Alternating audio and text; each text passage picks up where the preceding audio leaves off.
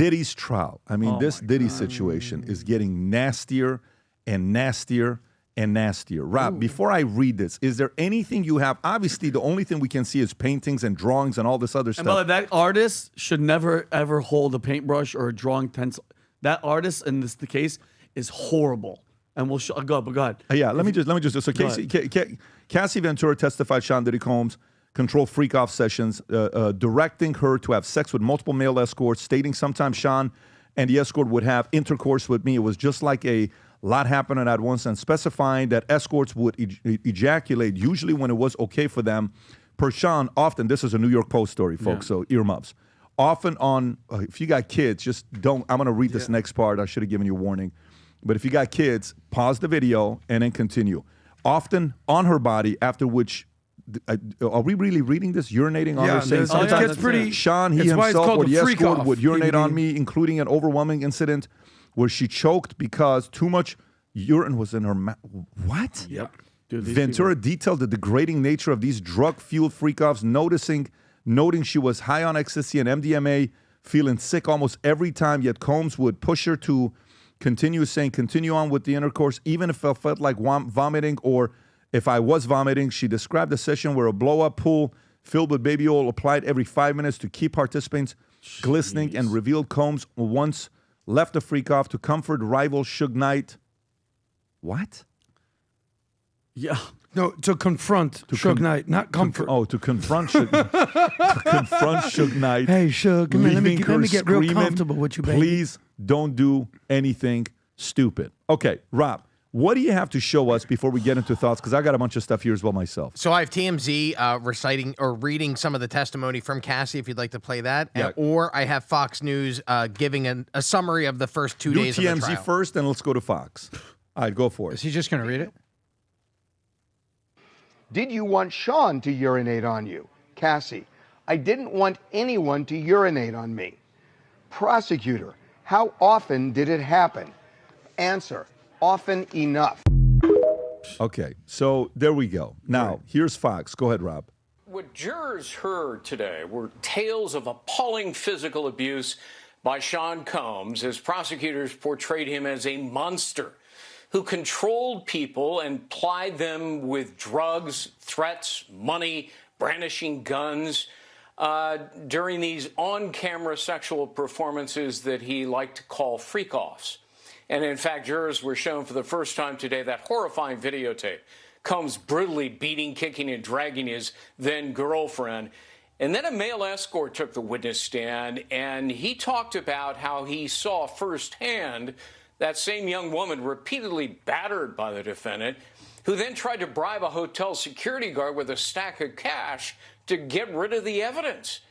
In opening statements, what struck me was how the defense attorney openly admitted that her client committed domestic violence, but then tried to argue, well, that's not sex trafficking for which he's charged.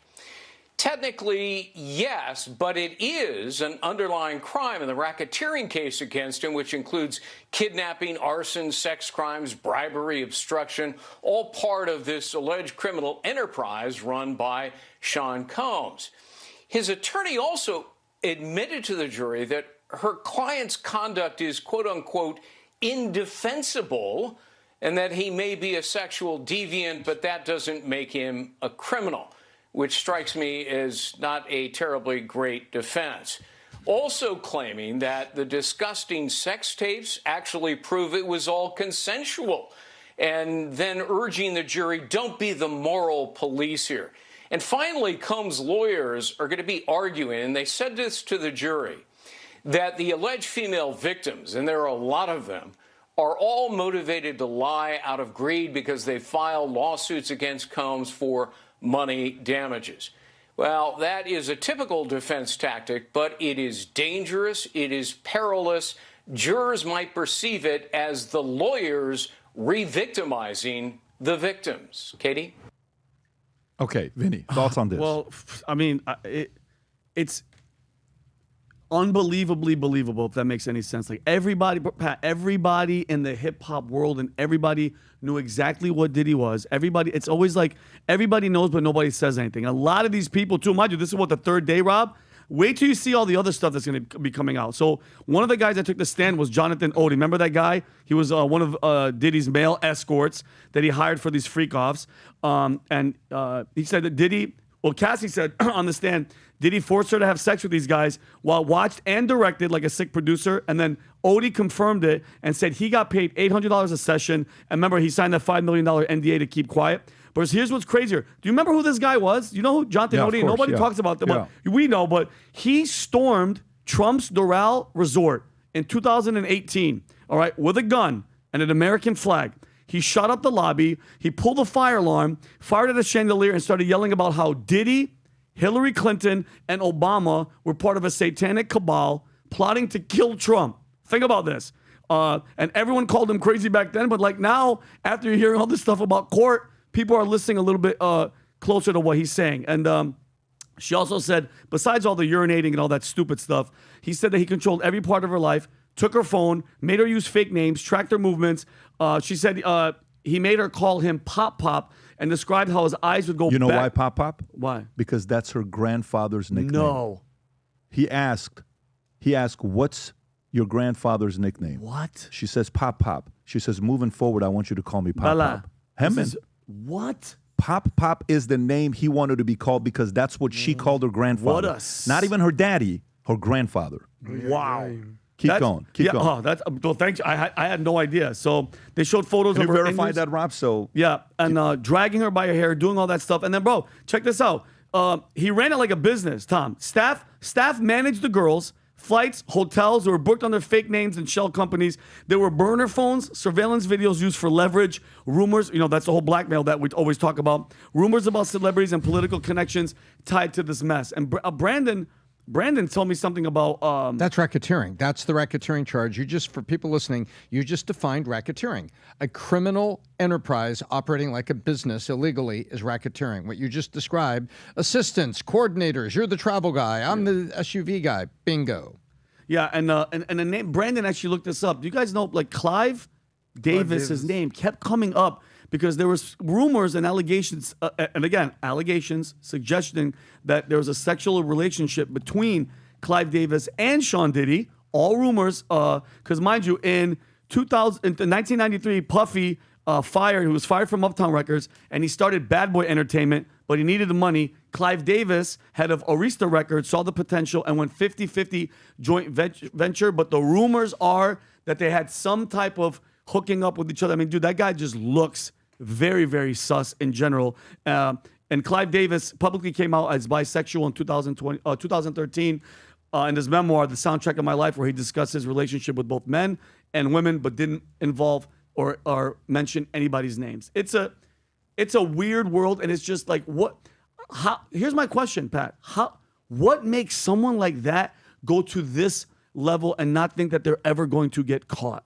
And nobody's ever going to come forward, and you're never going to get in trouble. It boggles my mind the amount of stuff that he did. To have the power, Tom, to go in a hotel and get the footage of you beating someone in the hallway, and the hotel goes, yeah, here, take it for money. But he paid. He paid the security guy. He paid security to go grab it. He paid the security guy, and he said, hey, got those guys to get involved to support him with it. So, Adam, what do you know about the story so far? So, welcome to Hollywood, ladies and gentlemen. I mean, you think that Diddy's the only person doing stuff like this? So Absolutely maybe he's not. the poster child at this point, but you know, this trial is going to pull back the curtain on what the hell is going on behind There's the a challenge, scenes. though. Are you following any of the stories with this Yeah, or not I'm seeing really? what's going on here. Why? Okay, so there's a few things that's a little bit you got to be careful with on what's going on here, because there's one thing that was shown that they have to answer. By the way, go back to that the fact you just added up right there, Rob. So Diddy was asked what Cassie called her grandfather, then made her call him by that name, testimony, Pop. So they found the text, right? The exchange in text between the two of them. So you're the lawyer representing Diddy. They showed a text of her saying, can't wait for the next freak off. That's what she said. That's what she said to him. Okay. Can't wait for the next freak off. Rob, if you can type in can't wait for the next freak off, you'll see this. So check this out. So can't wait for the next freak off is, are you seeing it? It's in many different articles where she says can't wait for the next freak off. I believe Okay, you. so guess what? Whether he made her text him to document it or she actually did, guess who that helps? That helps Diddy. Of course. Of course. Because now they're going to say what? It's consensual. So what do you mean right there? No, not there's no prosecutor text. Okay, let me see that one. Can't wait. Text from Cassie, one sent to Sean on Father's Day. Can't wait until we have a baby of our own. She said Ventura has previously loved Combs despite 11-year relationship, all this other stuff, right? So that's that part. The video that you see, her being dragged out of her room, one of the escorts was in the room while that was taking place.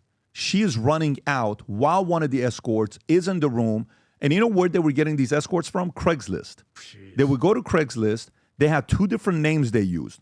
The name she used was, my name is Jackie Starr. The name he used was Frank Black. The name he used. He would put on a mask when you would come in, so nobody knew it was Diddy. Wow. And she would put on a wig, and you would not tell if it's them. So this is how they got away without any of it, and then it was always cash when this would take place.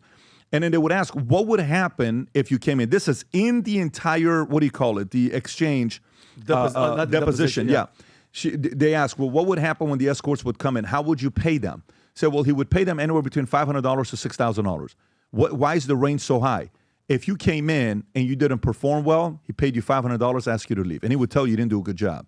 If you came in, you performed very well, he'd give you $6,000, $3,000, $5,000, whatever it was, right?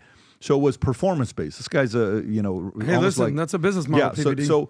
So that's what he's doing with these guys when they're coming in and out. One time they're on a flight, and she's sick and tired of sitting next to him. She switches seats to go sit by herself away from him.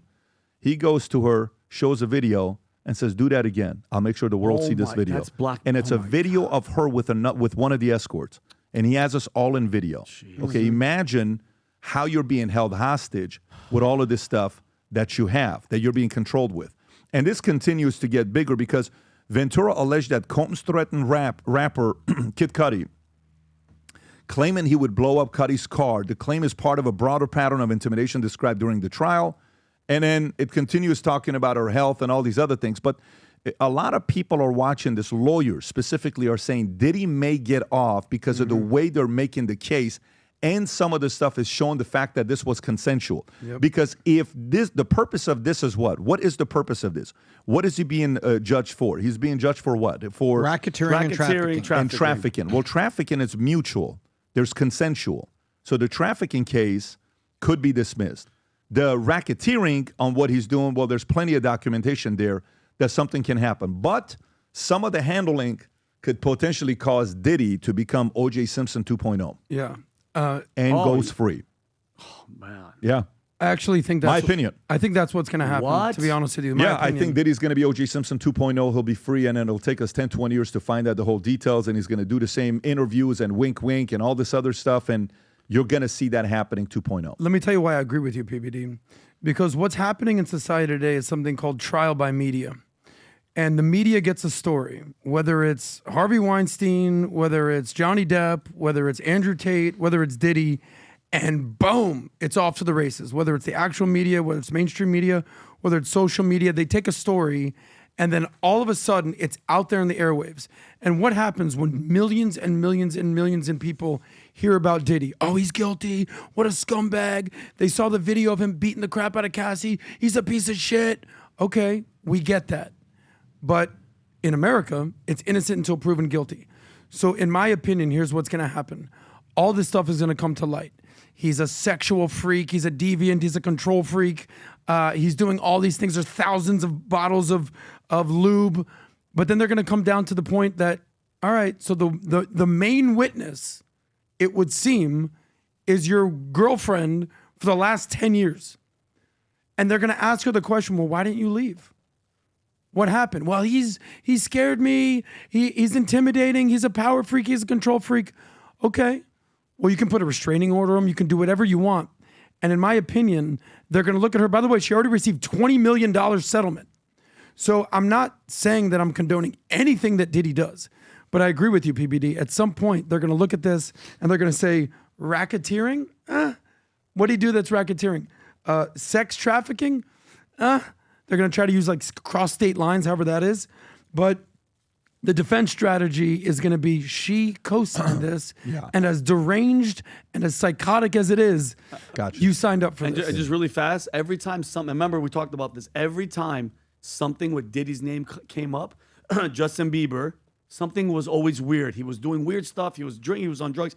Yesterday, he posted something really weird because the case is blown up and it's everywhere. He posted a video of him eating a slice of pizza, which with the surveillance type thing. If you guys remember, all the surveillance stuff that was at Diddy's house and everything. I wouldn't play the music, Rob, but Liz Krukin, who they always talk about Pizzagate, the conspiracy about Pizzagate.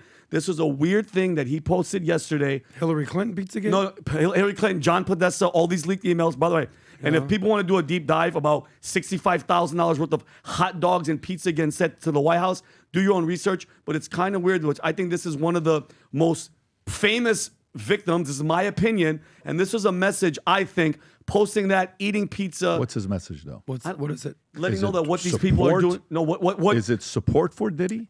Absolutely not. It's showing them What is it that these exactly? people not only hook up and they're, by the way, these are the facts. They're disgusting, evil people. He's saying that, my opinion, this might be a call like, hey, listen, they mess with little kids too.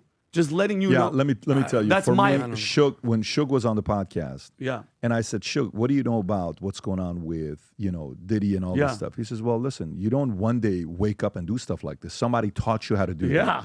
And I said, who would teach him? He says, Clive Davis would teach him how to that's do it. right. Clive did that to him. And I think there was a story about Diddy when he was it Rush Hour? I don't know which one it was. There was something that happened where Diddy was a part of it, and Clive gave him the opportunity in exchange for, request that he made. And apparently Diddy gave him the request, and then Clive set him up with his career. So because of that, Diddy took off that the way he did. Now, listen, that's pure speculation Yeah, on what's it's all happening. hearsay. But all I'm saying to you is Clive Davis' name keeps coming up over and over again. Tom, do you have any thoughts? Yeah, I got one. Nobody's talking about all the other people that have been in those pictures at the freak-offs. Oh, yeah. And they're all very nervous about this. And they don't want to be exposed. They're already in pictures. They don't want anything to go any further. And there's a lot of nervous people. I take you back very, very briefly, and I'll put a period at the end of the sentence. 1994, 1996, Heidi Fleiss, the Hollywood Madam, and her black book. Yeah. And how they said you would not believe the amount of energy that went behind the scenes with lawyers attempting to make sure that that piece of evidence in her case was sealed and kept off the streets. And it was her black book.